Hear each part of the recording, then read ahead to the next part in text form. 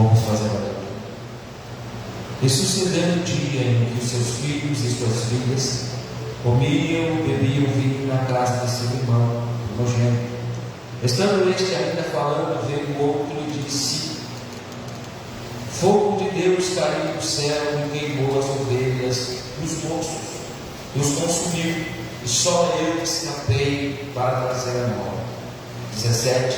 Estando ainda este falando, veio o outro e disse, ordenando os caldeus 3 bandos, deram sobre os camelos e os tomaram. E os moços feriram uma fio da espada, e só eu escapei para te trazer a morte. Verso 18. Ainda este falando, veio o outro e disse, estando teus filhos, 2 filhas, comendo, bebendo vinho, em casa de seu irmão primogênito, eis que um grande vento sobreveio da além do deserto, e deu nos 4 cantos da casa, a qual caiu sobre os jovens, e morreram, e só eu escapei para te trazer a nova. Amém? Oramos para que Deus possa nos ajudar nesta manhã com esta lição. Maravilhoso Deus e eterno Pai, diante da tua grandeza nós pedimos, Senhor, a tua ajuda, a tua misericórdia, porque nós cremos, Senhor, que sem a tua misericórdia, Jesus, nós não somos nada.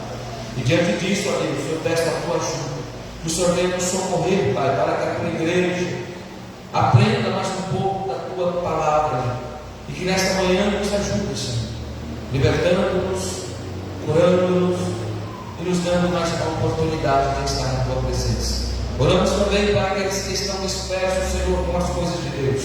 Sabemos que em breve o soar da trombeta vai surgir, e só subirão os que estão preparados.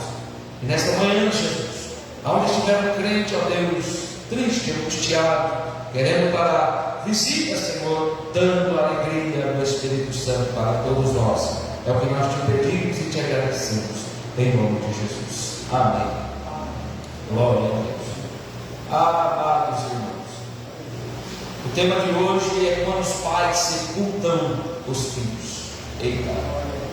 A morte de um filho ou filha talvez é a maior experiência de dor que um ser humano possa experimentar. E no livro de Jó apresenta um quadro de perda dos filhos do patriarca, bem como seu período de dor e lamentação. Uma só vez perdeu todos os seus filhos. A presente lição tem o propósito de abordar esse tema, que é ou será a realidade de muitos pais cristãos. Vou repetir: a presente lição tem o propósito de abordar o tema, que é ou será a realidade de muitos pais cristãos. E o livro de Jó nos mostra que no momento intenso desse sofrimento é possível expressar as emoções de dor, tristeza e saudade, sem contudo deixar de confiar em Deus, tendo como seu verdadeiro esteio talvez uma das maiores experiências de fé em meio à dor é expressar o que Jó disse: nu saí do ventre de minha mãe, e nu tornarei para lá. O Senhor me deu e o Senhor tomou. Bendito seja o nome do Senhor. Aleluia. Meus queridos irmãos, antes de nós adentrarmos nesta lição, eu quero trazer uma observação aqui. Meus irmãos, você nessa terra não passa de um mordomo. Tudo que Deus confiar em uma mão não é teu, lembre-se disso. Deus te emprestou para que você possa administrá-lo. Se você não der conta de administrá-lo, os bens que Deus coloca nas tuas mãos, como você receberá dele galardão nos céus? É por isso, irmãos, que nós temos que observar uma coisa, que diante das dificuldades, Jó sabia que a sua confiança estava inteiramente em Deus.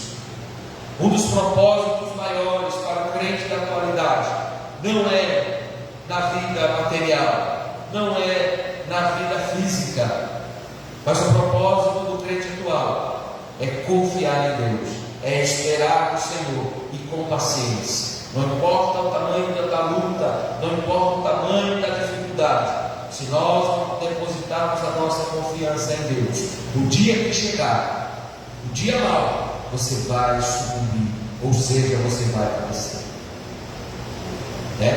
O apóstolo Paulo nos diz: preparai para o dia mau, porque o dia mau vem.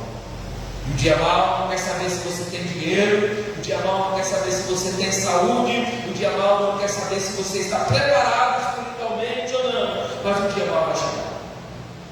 O dia mau vai bater nas nossas portas uma hora. É na doença, é no financeiro, é no relacionamento. Quantas pessoas que dormem ao lado do bem-amado, mas quando chega uma hora que essa pessoa vai dormir novamente, tenta pegar, vai olhar no canto da cama, já não tem mais.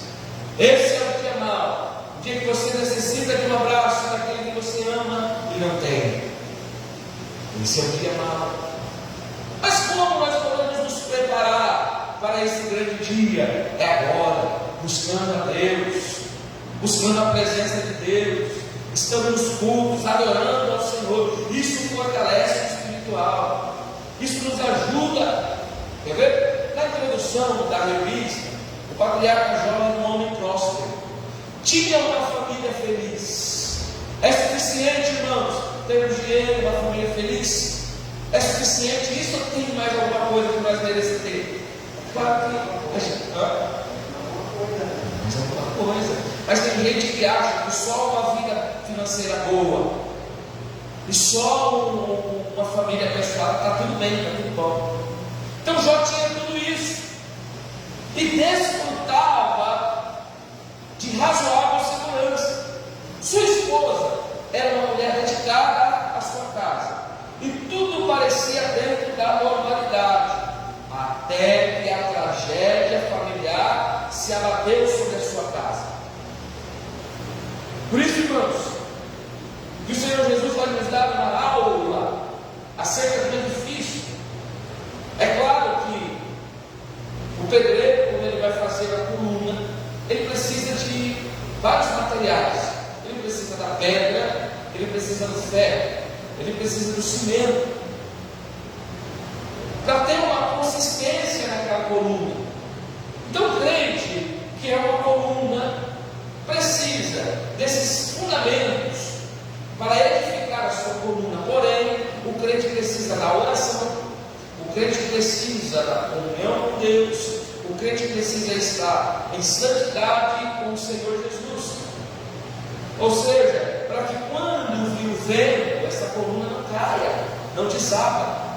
Jesus falou que se vem o vento e a coluna não tem uma estrutura para suportar esse vento, o que acontece? A coluna ela vai cair.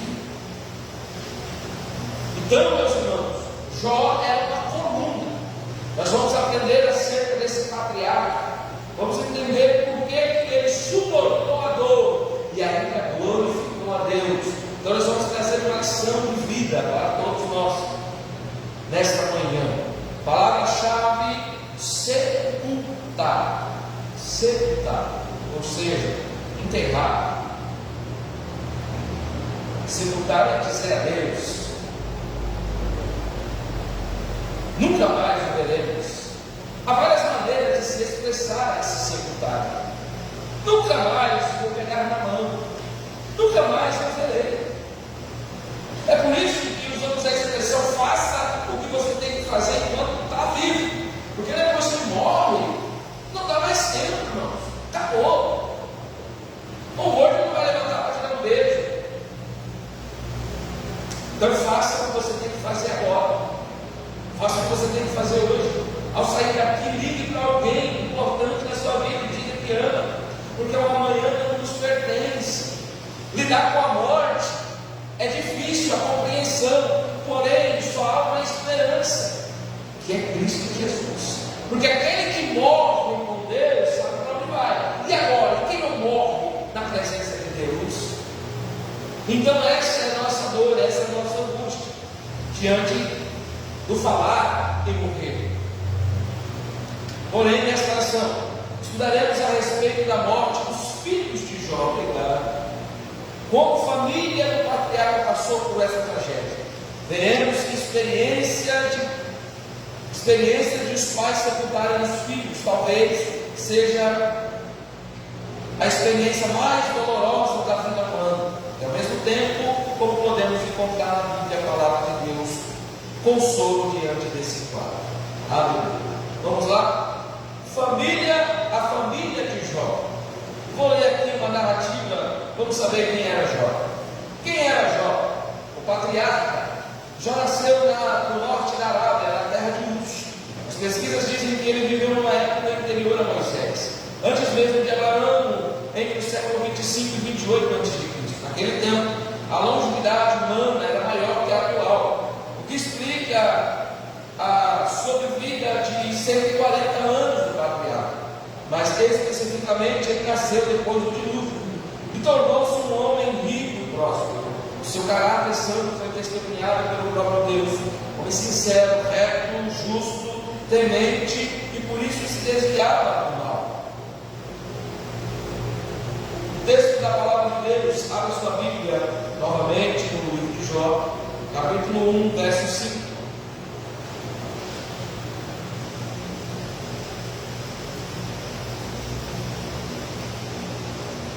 Esse é um segredo que será revelado. Jó, capítulo 1, versículo 5.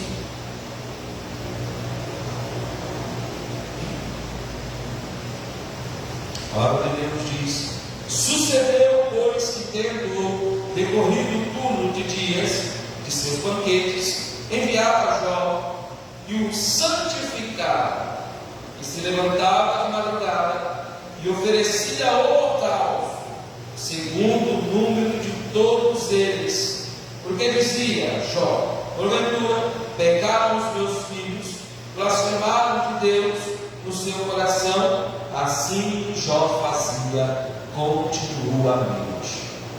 Amém? O que ele fazia, irmãos? Jó pagava preço. Já sabia que a responsabilidade dele seria agravada diante do dia do encontro com o Senhor Jesus, porque Deus há de cobrar de nós acerca de nossos filhos. Lembra que eu disse que nós somos mordomos? O que é mordomo? Mordomo é aquele que serve, é aquele que cuida, é aquele que zela por algo que não é seu. O mordomo, por exemplo, quando ele trabalha numa casa de uma família rica, ele cuida muito bem do carro do seu patrão. O mordomo, por exemplo, quando ele está na casa, ele cuida dos bens, mas não é seu. Ele sabe que aquilo não pertence a ele, mas a função dele é uma só: é zelar por aquilo que não é dele. Então já sabia muito bem que os 10 filhos que ele tinha não eram dele. Então, com essa consciência, irmão, sai daqui aprendendo que tudo que você tem nas mãos não é seu, não te pertence, é de Deus. Se Deus quiser tomar para si, não podemos questionar, porque uma das coisas que o ser humano gosta de fazer com Deus é questionar em relação ao que Deus faz em nossas vidas. É por isso que nós devemos estar prontos, irmão, para o dia mau. Porque no dia mau você vai saber que não é seu, não te pertence. Deus te deu somente para administrar. E Jó sabia muito bem administrar aquilo que Deus deu para ele. Administrava tanto que ele sacrificava, pagava o preço, orava pelas madrugadas pelos filhos. Coisas que nós não fazemos, irmãos. Nós não fazemos. Quer orar pelos nossos filhos, quer buscar pelos nossos filhos, jejuar pelos nossos filhos, pagar o preço pelos nossos filhos, se debruçar diante de um banco como esse, da igreja, frio, gelado, e dizer: Senhor, salva meu filho, Jesus faz da minha filha uma cantora. E aí depois que vem a prova, choramos, esperneamos, queremos bater a cabeça na parede, queremos que Deus dê uma solução, e não é assim.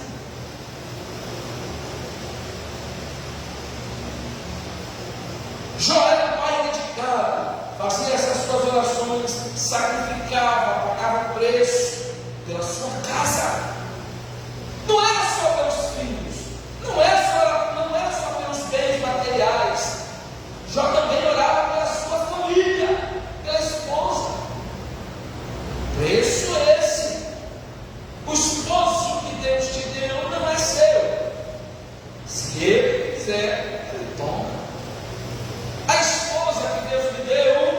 não é minha, mas eu tenho que saber administrá-la. Eu preciso instruí-la na palavra, eu preciso ensiná-la, porque isso será cobrado de mim. Jó sabia muito bem. Vamos continuar aqui, já vamos entrar no outro assunto. Paulo escreve em 2 Coríntios, capítulo 5, verso 1, a seguir, eu vou ler para os irmãos, prestem bastante atenção. Paulo sabia que tudo o que ele tinha, o que ele possuía, não era dele. Ele sabia que o lar dele não era nessa terra. Então eu quero que vocês entendam uma coisa: tudo que nós temos aqui, lembrando novamente, eu vou bater nessa tecla, não é nosso, é só para a nossa administração. O nosso endereço não se chama planeta Terra, Brasil, Mogi. O nosso endereço se chama céu. Paulo escreveu ao 2 Coríntios capítulo 5, verso 1 a seguir, preste atenção, porque sabemos que se a nossa casa terrestre desse tabernáculo se desfazer, está falando do seu corpo, temos de Deus um edifício, uma casa não feita por mãos, eterna nos céus. Quando este corpo morrer, não estiver mais na terra, há um endereço para a sua alma. Se assim você estiver em santidade com Deus, você vai para o céu. No verso 2, ele continua dizendo: e por isso também, olha isso, gememos, desejando ser revestidos da nossa habitação, que é do céu. Angústias, dores. Às vezes estamos em casa, às vezes estamos tudo bem, na vida espiritual, na vida material, na vida conjugal, na vida com os filhos, estamos tudo bem, está indo tudo maravilha, 100%, mas dá uma angústia, parece que falta algo. Essa angústia, o apóstolo Paulo descreve que a sua alma que sente falta do céu, porque a sua alma sabe que a habitação dela não é aqui, sabe que você não vai permanecer aqui. E é por isso que ele escreve, e é por isso também que gememos, desejando ser revestidos da nossa habitação, que é do céu. Verso 3: todavia, estando vestidos, não fomos achados nus, porque também nós, os que estamos neste tabernáculo, que é o corpo, gememos, carregados, não porque queremos ser despidos, mas revestidos, para que o mortal seja absorvido pela vida. Ora, quem para isso mesmo nos preparou? Foi Deus, o qual nos deu também o penhor do Espírito. Irmãos, isso aqui vai ficar. Este corpo aqui, eu não sei porque o povo tanto se preocupa com isso, com a vaidade. É corpo que vai ficar na terra, não, o bicho vai comer. A nossa preocupação, o apóstolo Paulo diz, é com o Espírito, e o Espírito voltar, e a alma voltar. Tanto que muitos desejamos também ser-lhes agradáveis, quer presentes, quer ausentes, porque todos devemos comparecer, olha isso, ante o tribunal de Cristo, para que cada um receba segundo o que tiver feito, por meio do corpo, ou bem ou mal. Jó sabia que ele teria que prestar conta com Deus. É por isso que ele não queria saber. Mas alguns dizem, mas os filhos de Jó eram ímpios. Sim, poderiam ser ímpios, mas tinha um pai que orava por eles. Ou os filhos de Jó não queriam saber de Deus, realmente, mas tinha um pai que orava por eles. Isso o consolou na morte dos 10, porque ele estava com a consciência limpa. Ele fez a parte dele com os filhos, sacrificando todos os dias de madrugada, como o texto que nós lemos no capítulo 1, versículo 5, ele pagava o preço. E sucedeu, pois, que tendo decorrido tudo de dias, seus banquetes, enviava Jó e os santificava. Olha só,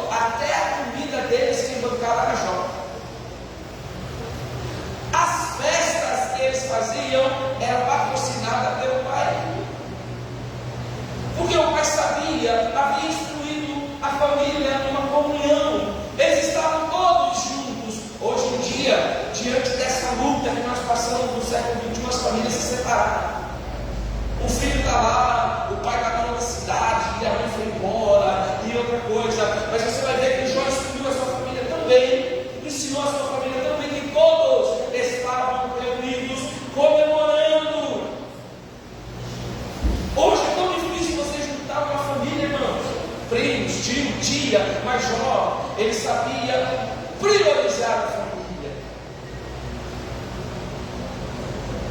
Lidando com a morte, já vamos entender. Mas porém, como eu disse, Jó tinha uma esposa.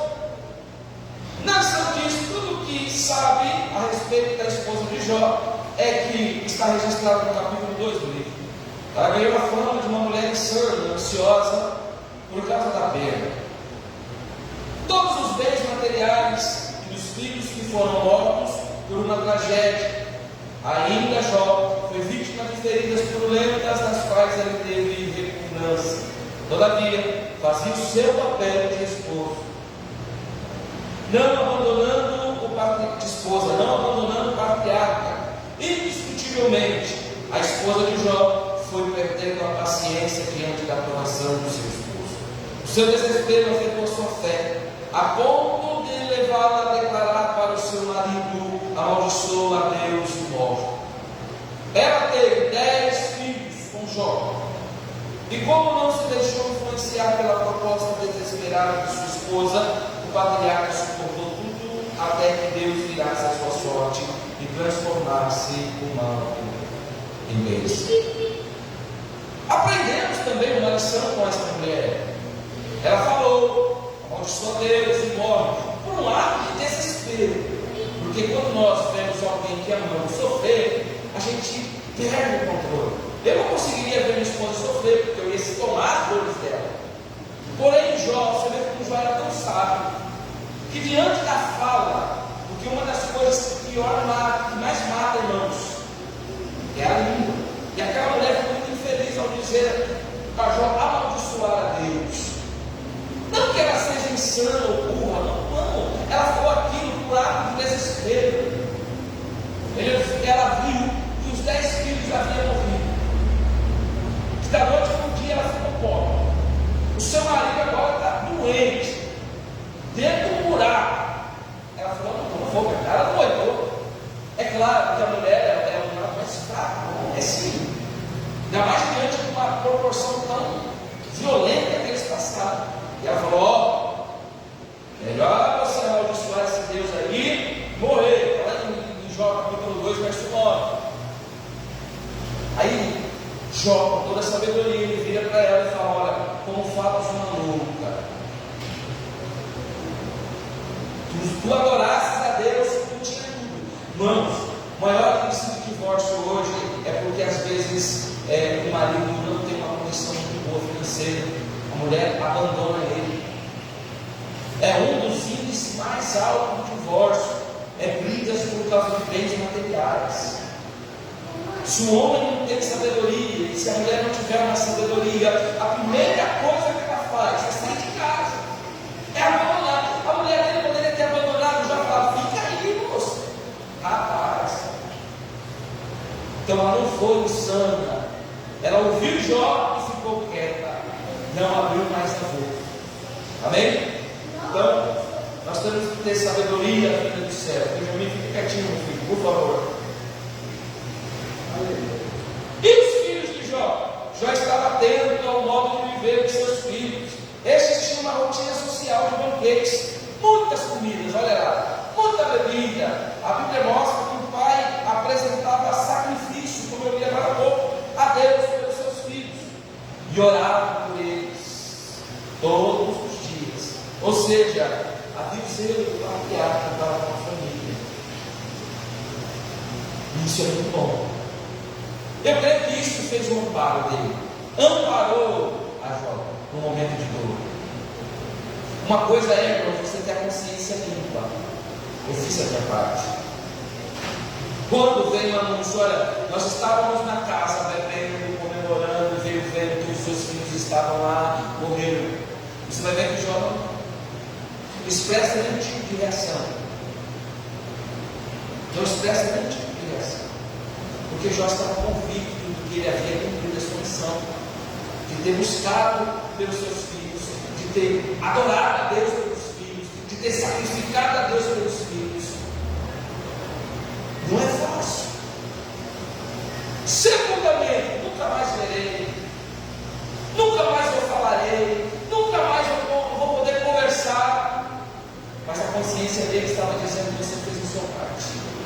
Você buscou a Deus enquanto era moço. Você adorou a Deus, sacrificou, jejuou, orou por eles. Pronto. Aí, diante do tribunal de Cristo, quando já se levantar, Deus vai nos justificar. Apesar que Deus sempre justifica, o único que Deus dá testemunho é de Jó. Você vai ver, olha o testemunho dele, íntegro. É Deus falando na entrevista com Satanás, temente a Deus. Já pensou Deus falar isso? Ó, o irmão fulano e tal, é Deus falando, fala com Deus. Então, ou seja, é um homem indiferentemente. Vamos lá. Segundo ponto dessa lição, lidando com a morte dentro da família. Jó e sua esposa foram surpreendidos pela morte dos filhos. No versículo 18 ao 19, relata o momento em que a notícia da morte de seus filhos chega à casa de Jó. Quando tudo parecia normal, lembra? Prepare-se para o dia mau, porque o dia mau vem. Estava tudo bem, aparentava-se que não ia acontecer nada. Quando tudo parecia normal, a morte surpreendeu todos os seus filhos que morreram. Deus não nos criou para morrer, mas a morte é uma maldição advinda do pecado. E só o Senhor Jesus foi capaz de cravar essa maldição no leito da sua cruz, no Calvário. Assim, todos ficamos perplexos diante da morte, e principalmente quando envolve alguém próximo a nós. Não precisamos ter medo da morte. A morte vamos dizer que a morte é consequência de todos. Todos que estamos aqui vamos morrer. Mas isso não pode te assustar. Isso não pode fazer com que você tenha medo. Porque tem muito crente hoje que tem medo de morrer. O medo, ele se engranha em várias coisas. Medo de morrer por deixar o marido. Aí ele vai casar com outra, ele fica com medo, eu posso morrer. Porque se eu morrer, o meu marido vai ficar sozinho. E se ele ficar sozinho, vai aparecer alguém para ficar com ele. E aí não aceita. Assim também tem marido que fala, eu não posso morrer porque a minha esposa vai ficar com o meu carro, vai ficar com a minha casa, e daqui a pouco vai chegar um mais novinho que vai ficar com nós não podemos ter medo da morte, porque a morte é uma passagem, não termina na morte, aí é que começa. Lembra da morada? Vai começar lá no céu, vai começar lá no céu. Jesus disse: onde está a morte, ó teu aguilhão? Onde está o inferno, a tua vitória? Ora, o aguilhão da morte é o pecado, e a força do pecado é a lei. Aí Jesus continua dizendo: mas graças a Deus que nos dá a vitória por nosso Senhor Jesus Cristo.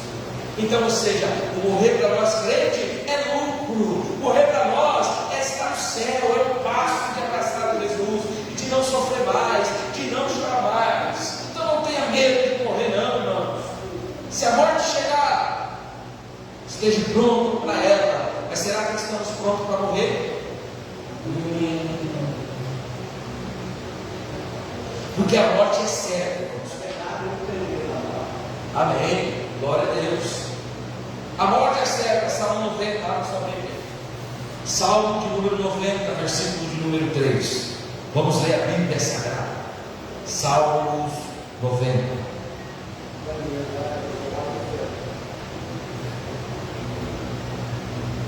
A partir do verso número 3.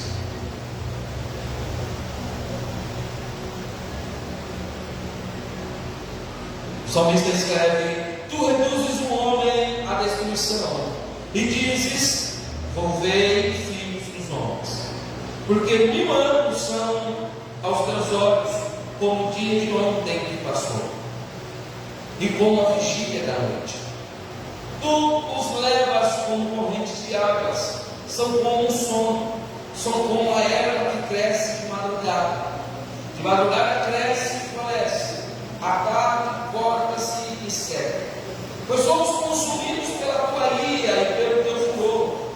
Somos angustiados diante de ti, Benjamim.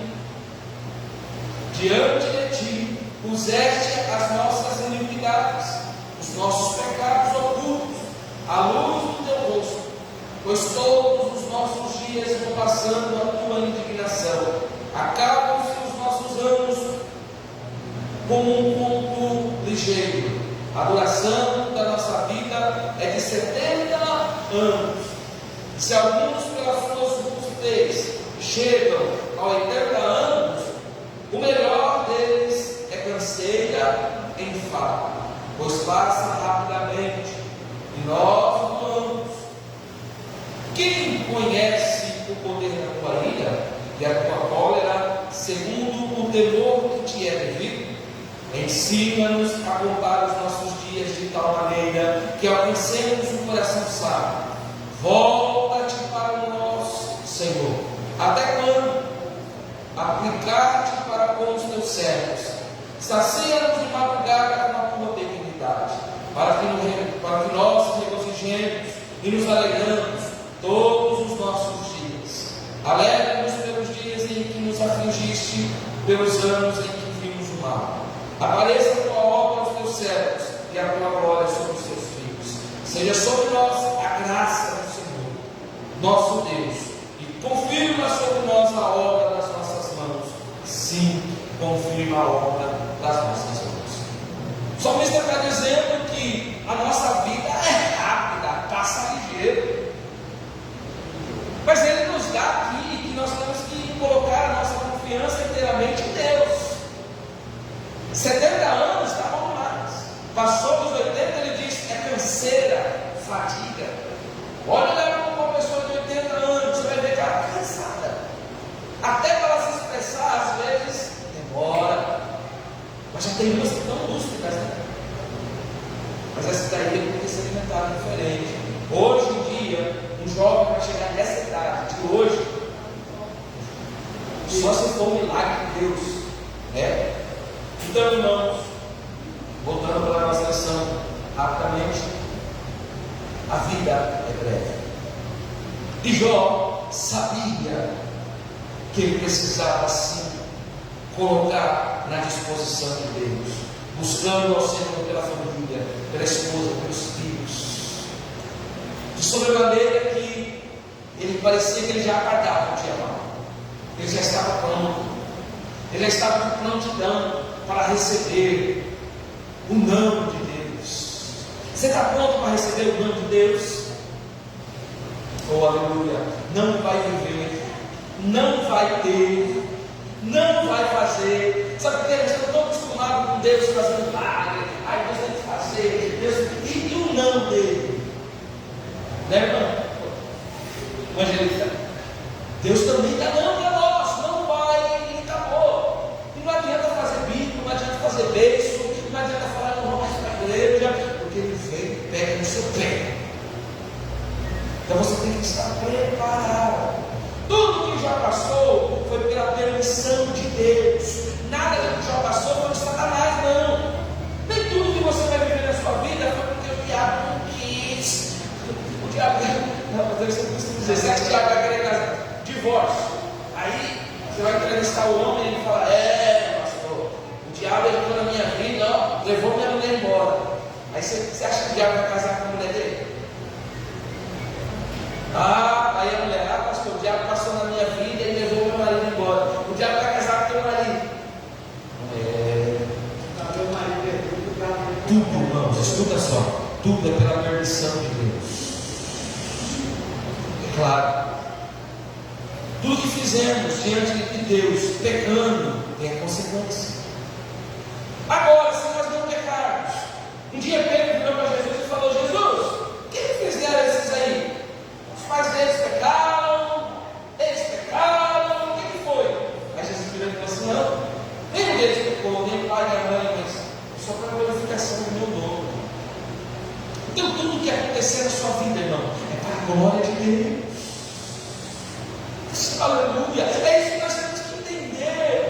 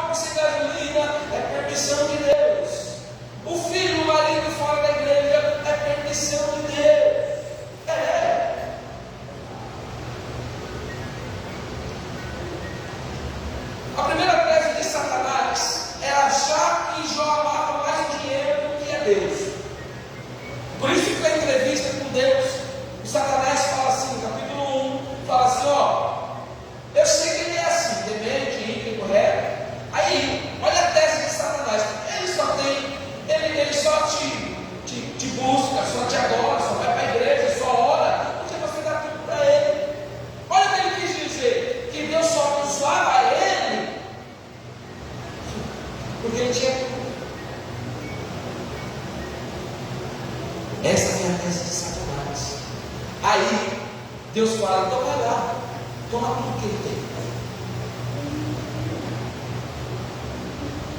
É claro, irmãos, nós temos que ter bens, sim. Nós temos que adquirir alguma coisa, sim. Porém, nós não podemos colocar o nosso coração nessas coisas. Tem gente que se angustia tanto por causa de dinheiro. Irmão, tem gente que você conversa com ele ainda hoje, 24 horas falando dinheiro. Tem que pagar, tem que pagar. Esse coração dele está no dinheiro. Esse coração dele está no dinheiro. Então essa tese de Satanás caiu por terra. Porque quando Jó perdeu tudo, ele disse, Deus me deu, disse e Deus tomou. Bendito seja o nome do Senhor. Acabou. Ali quebrou a tese de Satanás, que ele não estava com a mente no dinheiro. Ele não estava com a mente nas coisas materiais. Aí vem outra tese de Satanás, a segunda. A segunda tese de Satanás era achar que Jó amava mais a família do que a Deus. E tem gente que ama mais a família do que a Deus. Aí Deus fala para ele, vai lá, toca em tudo que Jó tem, mas só não toca nele, porque o coração dele me pertence.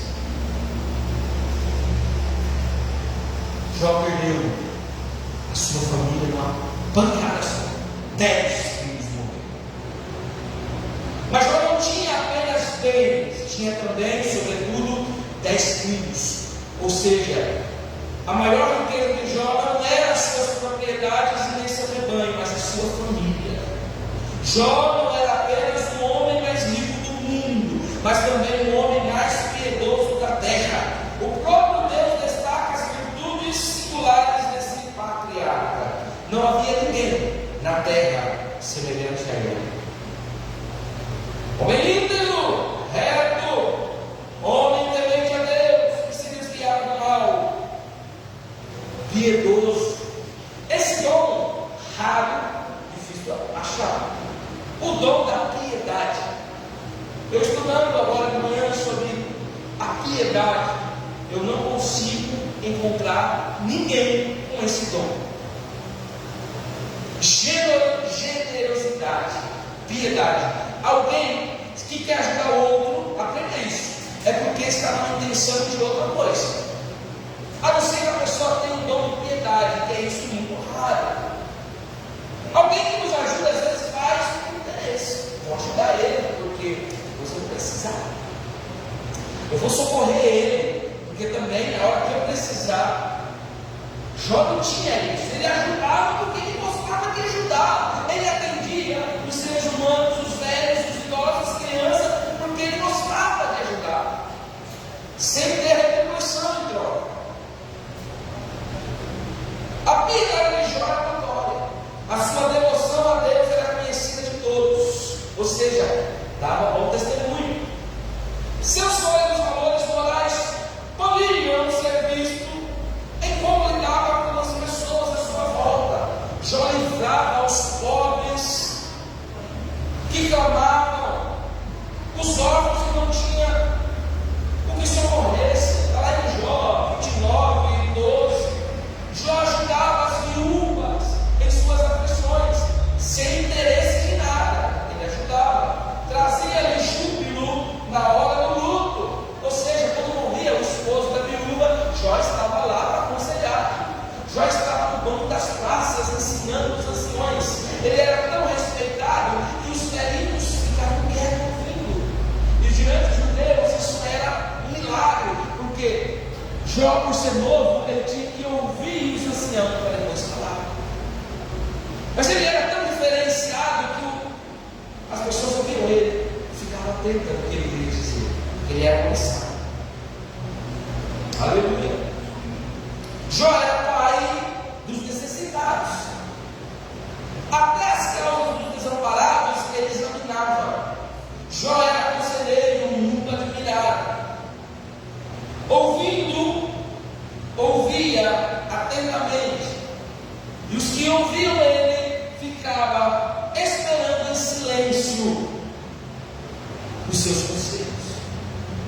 Aí você pergunta para mim, mas esse homem aqui comedor de arroz e feijão que nem eu e você. Mas nós não praticamos o que Jó praticou. E é o que Jesus nos ensina no seu Novo Testamento. Não descreve. Jó foi um exemplo de Cristo na terra. Fez o que Cristo fez. E o livro de Jó é o mais velho de todos. Antes que existisse o Gênesis, já tinha sido feito o livro de Jó. Jó está 700 anos antes de Abraão, de Isaac e desse povo todo. Aleluia. Um dos grandes destaques da vida de Jó era a sua posição como pai, intercessor. Seus filhos já eram pessoas de sucesso. Cada um já possuía sua própria casa. Vou falar um negócio. Os 10 que morreram já tinham suas vidas particulares. Cada um já tinha sua casa. Eram bem-sucedidos. Já eram pais de famílias. Não era aquele menininho que morreu, não. Eram homens. A família de Jó estava bem estruturada pelo ensinamento do pai, pela oração do pai. Então Jó já estava pronto para o que era. Uma hora ou outra um deles iria. Irmãos, nós temos que nos preparar. É claro. Pastor, mas quem é que se prepara para morrer? A gente não se prepara para estudar. Nós nos preparamos para casar. Nos preparamos para estudar na faculdade. Mas uma coisa que nós não se preparamos para a morte. Aí quando chega a morte não tem dinheiro para comprar o cachorro. Aí quando morre não tem dinheiro para sepultar. Vamos fazer a vaquinha. Eita! Tem que se preparar. Faz tudo. É. Agora não morrer, irmãos. Agora eu vi uma entrevista com uma senhora que ela, entrevista não, eu vou contar, eu vou falar do caso dentro de casa, né? A avó de Maria. Ela deixou tudo lá. Caixão, sepultamento, lá os. Por quê? Se preparou para morrer, irmãos, para não dar dor de cabeça. Já pensou? Os filhos, meu Deus do céu, eu não tenho dinheiro para cá. Igual meu pai não se preparou para morrer. Parcelou lá em 5 vezes o cartão. Estamos pagando até agora. Temos que se preparar, irmãos. O pai de família quiser, a minha esposa sempre cobra, nós temos que fazer uma pax. Nós temos que fazer uma pax. E realmente tem que fazer, irmãs. Mas também tem que preparar. Tem que se preparar, irmãos. Hoje nós estamos aqui amanhã. Hoje já tem uma facilidade a mais. Para falar mais que morreu, e para lá já tem cartão, já tem. Só não vai durar.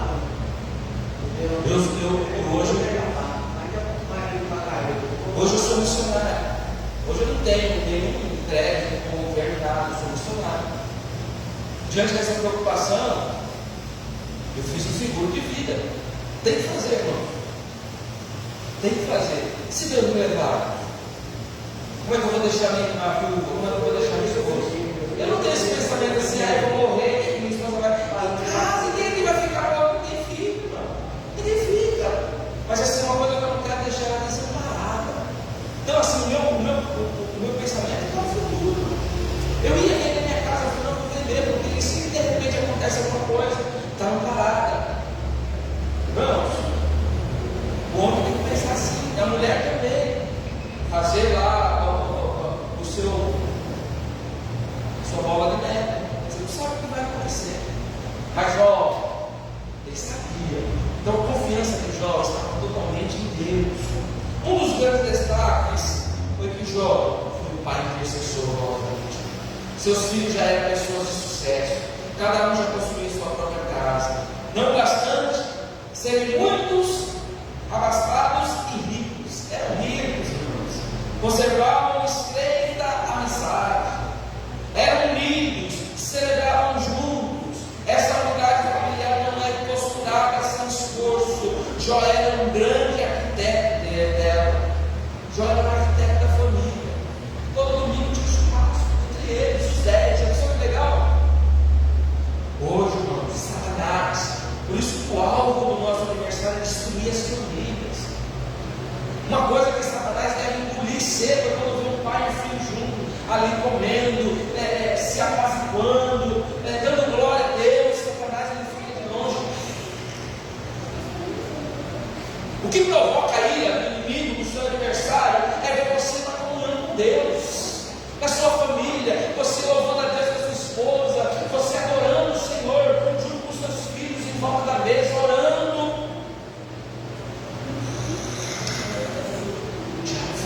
poderoso.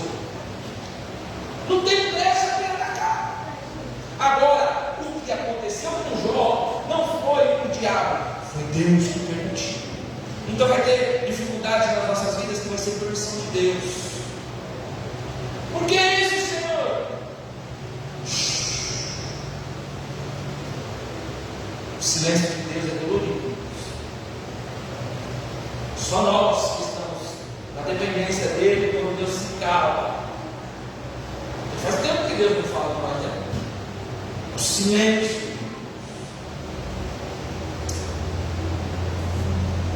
Mesmo sendo Pai zeloso, a tragédia um dia bateu na porta da casa de Jó. Mesmo sendo um pai intercessor, um dia a crise se instalou em sua família. Mesmo cumprindo cabalmente o seu papel de sacerdote do lar, um dia a tempestade desabou sobre a sua cabeça. No mesmo dia em que perdeu todos os seus bens, chegou-lhe a amarga notícia de que seus filhos, reunidos na casa do primogênito, sofreram um trágico acidente. E a casa desabou. Nitidamente, não sabe, a casa caiu. A casa caiu. E agora, Jó? Acredite que ele rasga as suas vestes. Isto com um sinal de dor e lamentação. Rasga sua cabeça.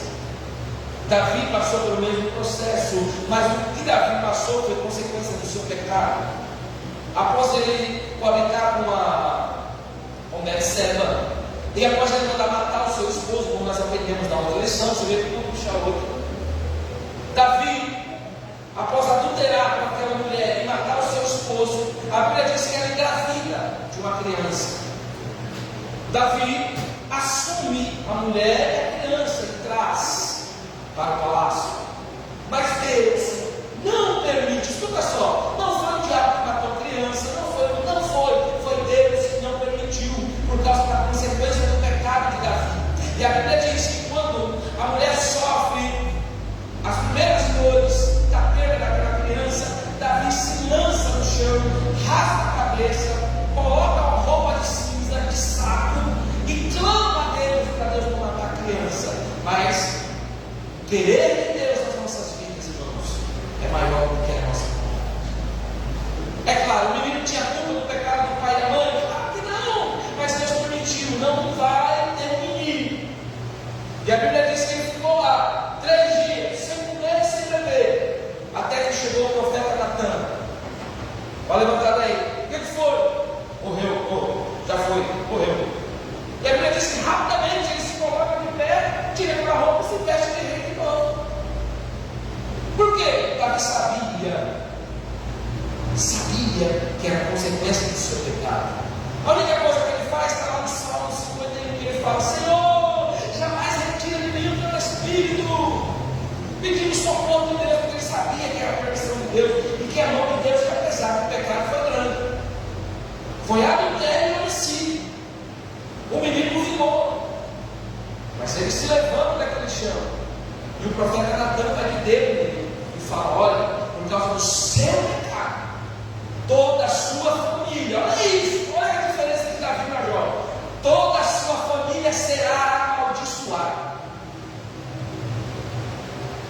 Consequência do pecado de Davi, a sua família viveu completa destruição. O filho tentou tomar o seu trono, o seu filho teve relação sexual com a outra irmã, o mesmo sangue, incesto dentro da família, e aquilo cheirou mal. A fama de Davi foi longe, por ser um pai de família desestruturado, um pai sem moral. Jó, diferente. Vocês estão entendendo o paralelo das duas lições? É que a semana não vieram, mas ela dá uma nova lição, foi tratado sobre o incesto dos 2 irmãos. Isso ocorreu por causa de um deslize de um pai que não. Davi tinha 20 filhos, mas você tem uma ideia: 20 filhos a Bíblia diz que ele tinha. Como que ele assistente dos 24, mas tem aqui, já é difícil, não. Imagine 20, e cada um filho de uma mãe. Então, um dos maiores erros de Davi foi não saber administrar. Lembra que eu falei? Começo dizendo: você é mordomo, Deus te dá para você administrar. Agora, se você não for bom administrador, o que acontece se você não zelar pela casa? Começa a sair a tinta, começa a cair a telha, começa um cano estoura, vai destruindo. E a família é a mesma coisa. Davi não teve tempo, foi para a guerra, todo momento guerreando, lutando, brigando. Então ele não cuidou da sua família, diferente de Jó, que se atentou ao Salmo 90, os dias passam rápido, é como a fumaça do vento. Hoje você tem 30, como eu tenho 15, amanhã eu vou estar com 50. Passa rápido, mas essa foi ontem que eu casei. Observa as crianças crescerem. Olha o Benjamin. Benjamin é assim, ele está muito Levi, ela está muito Benjamin. Passa rápido. E nós temos que se agarrar esse tempo diante da presença de Deus. Mesmo cumprindo cabalmente o seu papel de sacerdote no lar, um dia a tempestade chegou. Eita!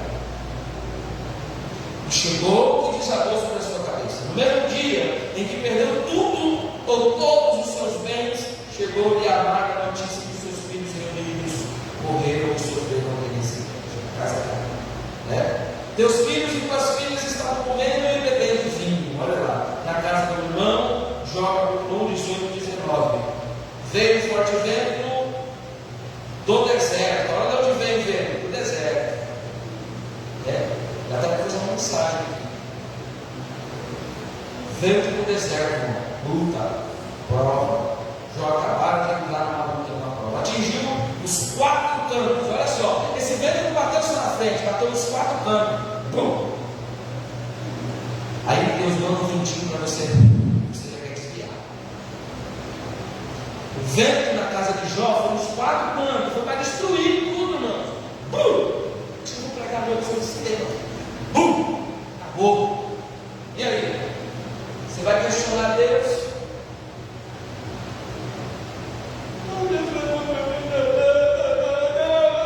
Aí você vai nos lugares e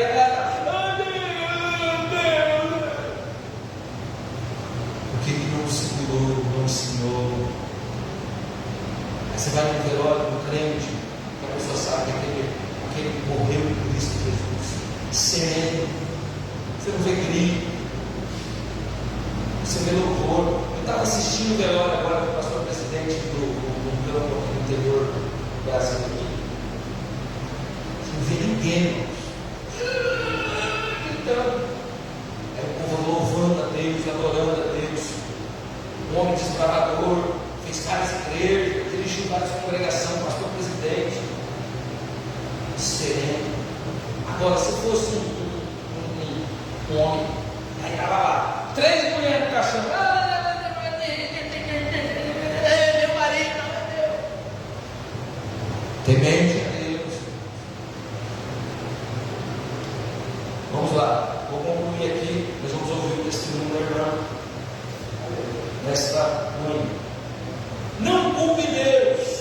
Deuteronômio 29 e 29. As coisas encobertas são para o Senhor nosso Deus, porém as reveladas são para nós e para os nossos filhos, para sempre, para cumprirmos toda a palavra desta lei. Não tem questionamento. Morreu, não dá para discutir. Morreu, irmãos. Não queira ir lá, toda morte tem uma desculpa, né? Quando você chega alguém e fala assim: ô pastor, morreu fulano e tal. A primeira coisa que você fala é: morreu do quê? Não é? Chega alguém assim: ô Maria, morreu alguém. A primeira coisa que ela vai falar: mas morreu do quê? Essa é a desculpa da morte, irmãos. Para morrer, basta estar vivo. Do quê? Só Deus sabe, mas tem que morrer. A desculpa da morte é: morreu do quê?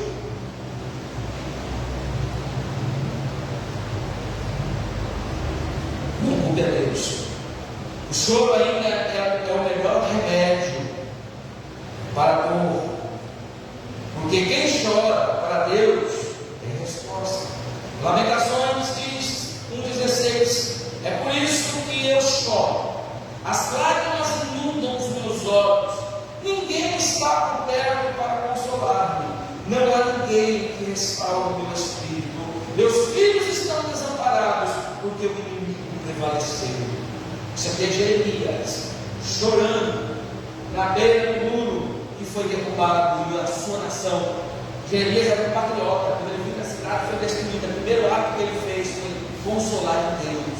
Choro não é que esses gritos, não. Morreu.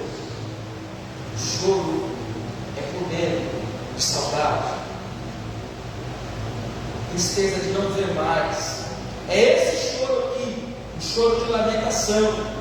É por isso que eu choro. Jeremias escreveu: e as lágrimas inundam os meus olhos. Ninguém, irmão, está por perto.